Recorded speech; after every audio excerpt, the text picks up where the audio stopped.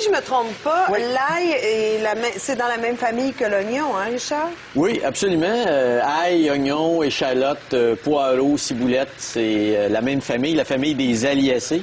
Et ce sont des légumes qui sont originaires de l'Asie centrale, entre la mer Caspienne et la Chine. Et c'est parmi les légumes les plus anciens qu'on cultive de l'histoire de l'humanité.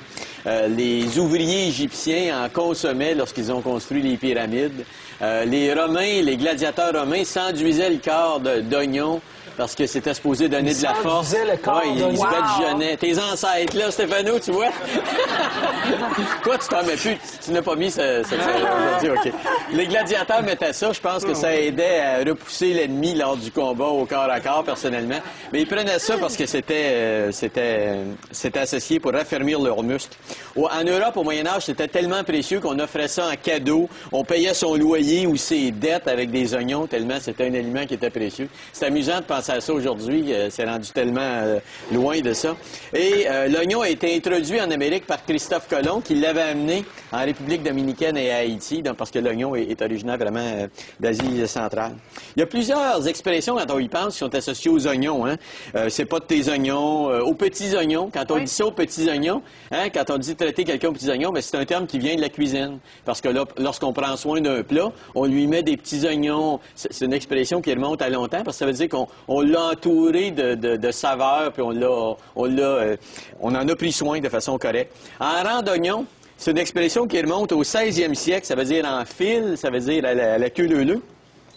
Et ça vient du fait qu'à Blois, il y avait eu des états généraux. Et il y avait un maître de cérémonie qui avait pour rôle d'assigner de façon très protocolaire les places des gens. Il a travaillé sous plusieurs rois. Et ce maître-là était très, très rigide en termes de qui devait être à telle place, tout ça. Et ce personnage-là s'appelait Artus de la Fontaine-Solaro, baron d'Oignon. Et donc, l'expression vient de ce terme-là. Et c'est en raison de sa renommée et de sa science du placement des personnes avec le respect du protocole que l'expression en rang d'oignon serait née. Fait qu'il y a beaucoup d'expressions associées à l'oignon. Je suis encore à induire ton corps d'oignon. D'ailleurs, la semaine prochaine, Stéphanie va s'enduire le corps d'oignon pour... je vous le promets. Pour faire hommage à tes racines romaines, Stéphano. Les effets sur la santé sont multiples de l'oignon. Ça nous fait pleurer, mais ça fait pleurer vos cellules cancéreuses aussi. Parce que c'est toxique pour les cellules cancéreuses et les personnes qui consomment de l'oignon sur une base régulière dans les études populationnelles ont un risque nettement réduit d'être touchés par certains types de cancers. Les études populationnelles réalisées montrent que ceux qui consomment une portion d'oignon par jour, à peu près 80 grammes, 7 fois par semaine, là, pour les cancers des voies aérodigestives supérieures. Les cancers de la cavité buccale, par exemple, c'est 84 de risque. Cancer du larynx, 83 cancer de l'ovaire, 73 et cancer du côlon, c'est le deuxième tueur au Canada après le cancer du poumon, c'est 56 de protection. Donc, il y a des études clairement établies qui montrent que la consommation de ces aliments-là est associée à une réduction de l'incidence des cancers. Cet effet préventif-là est lié à plusieurs molécules. C'est pas la raison pour laquelle les oignons sentent autant, c'est qu'il y a plusieurs molécules qui sont libérées lors de la cuisson et de la préparation des oignons. Des molécules comme la quercétine et des thiosulfinates.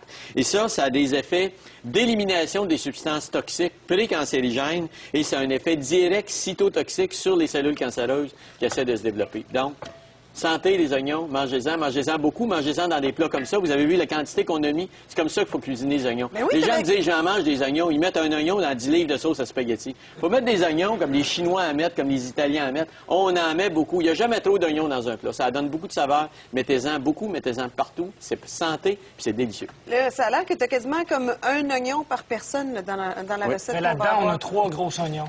Oui, donc un petit par personne. C'est bon. On a des questions, j'imagine, hein? La première, vous? Bonjour. Bonjour. Je voulais savoir, est-ce que les oignons cuits sont aussi bons pour la santé que les oignons crus?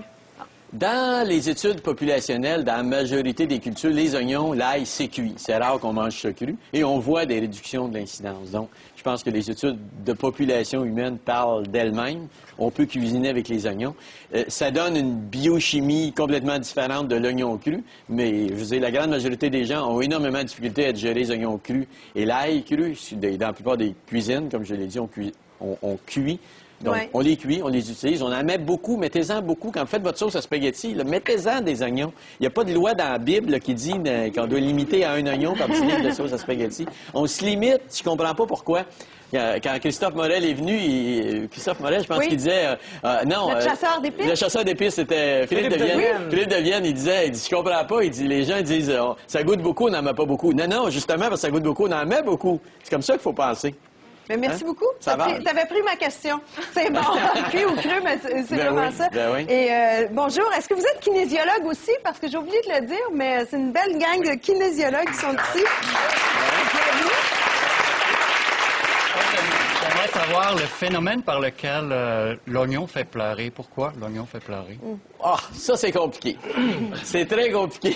Ça, c'est de la grosse biochimie. Le mécanisme est connu parce que l'oignon a des molécules. La raison pour laquelle l'ail et l'oignon sentent autant que ça, c'est qu'il y a des molécules spécifiques qu'on retrouve qui contiennent des atomes de soufre. Et l'atome de soufre donne, vous savez, le soufre, ça goûte, ça sent beaucoup. C'est une molécule qui s'appelle le propénylcystéine. Et lorsque vous coupez l'oignon, il y a une enzyme qui s'appelle l'alliinase qui transforme ça en thiosulfinate puis en acide sulfénique. Puis là, il y a un deuxième enzyme. Il y a deux enzymes. Il y a une autre qui s'appelle LF-synthase. Puis là, ça transforme ces molécules-là en propanéthial S-oxyde. Le propanéthial S-oxyde, c'est un gaz. Et ce gaz-là diffuse dans l'air. Et il se dissout dans votre muqueuse de l'œil et ça irrite l'œil et ça vous fait pleurer. Comment solutionner ça? Ce gaz-là est soluble dans l'eau. Mouillez l'oignon avant de le couper.